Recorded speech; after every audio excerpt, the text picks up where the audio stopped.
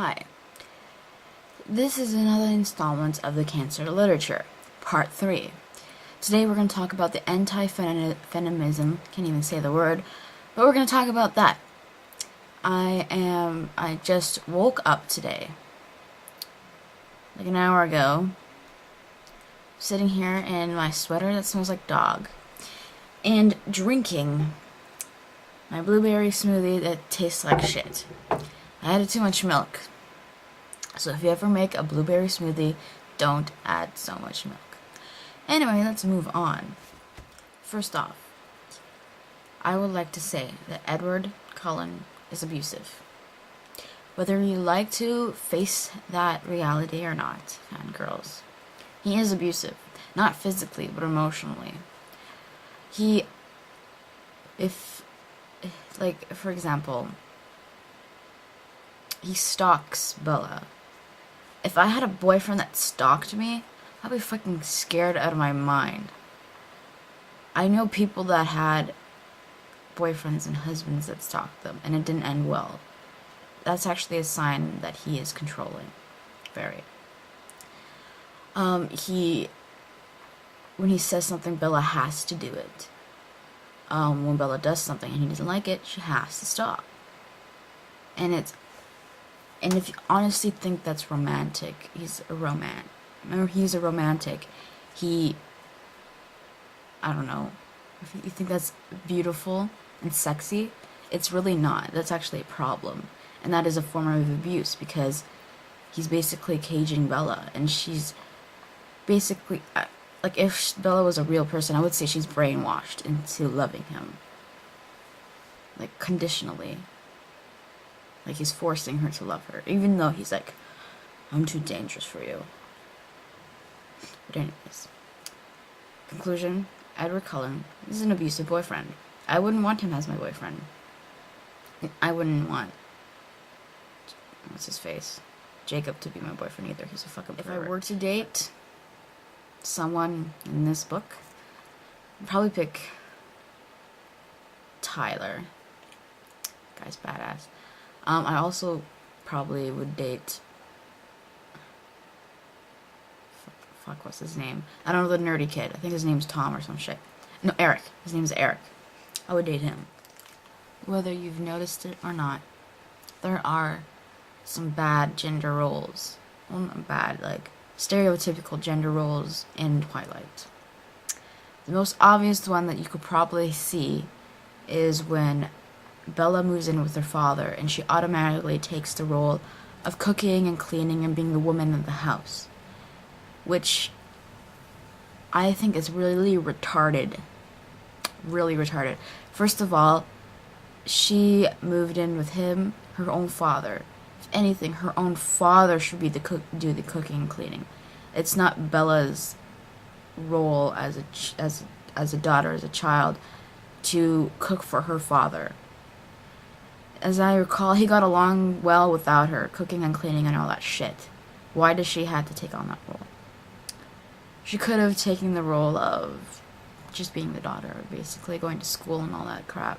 Also, all the men in the story are very strong, muscular, and the girls in this character are basically fragile, curvy, weak.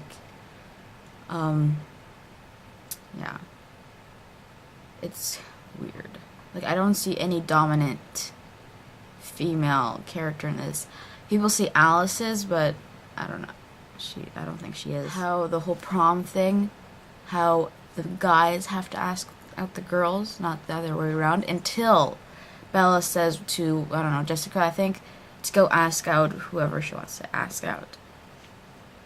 So, that was the only moment of women independence.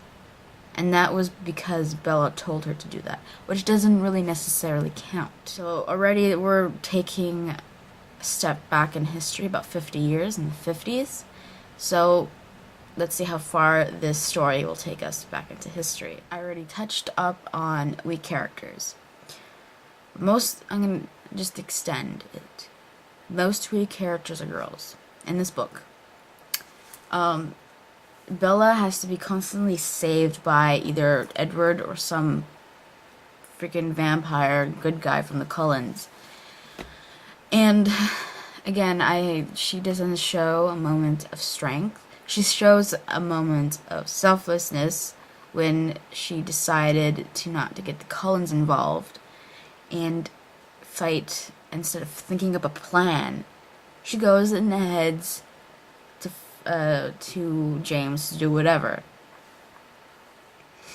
which is retarded because it just throws logic out the window. Why stay there and plan something when you could just go head on? Again, this shows how stupid she is.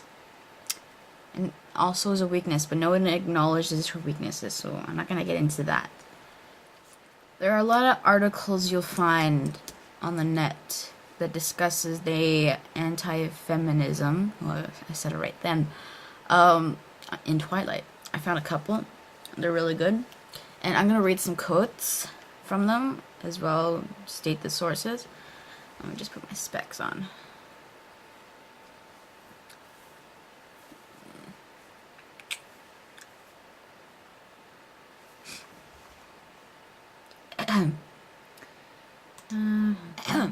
I'll read this so you know what she's going to get into. The first novel deals with Bella and Edward's romance and is capped off by a hastily tacked on plot designed to shove Bella into the damsel in distress role yet again so her vampire lover can save her. Again, that shows a little bit of the weak characters, how girls need to be saved. There's another quote that talks about how Bella is a weak character and how this book is sexist. First and foremost, the books present a female heroine who can hardly take a step without needing some boy to rescue her. In fact, the books represent sexist views in almost every way, from the fact that Bella gives up her ambitions and plans for college to get married to Edward. The fact that she is portrayed as a modern Eve, begging the noble moral gentleman for sex while she desires to preserve her virtue. He desires to preserve her virtue. The fact that their relationship is dangerously unhealthy. And finally, the fact that nearly every single female character in this book is a hopelessly negative caricature. Here's another quote from another article I found on the net. The Twilight series grew in popularity, mostly off the radar of the feminist set, until it got so popular that the feminists started to take notice and offense. I first became aware of the anti-feminist backlash when Meg Cobbett, the author of The Princess Diaries, among other girly books, responded on her blog to the readers, writing to her what she thought of the series. Thusly, she said, and I quote, "I didn't take my husband's last name when we got married. Do you honestly think I'd like a story about a girl considering changing species for a guy? No offense to any of you, but as a feminist, I just can't go there."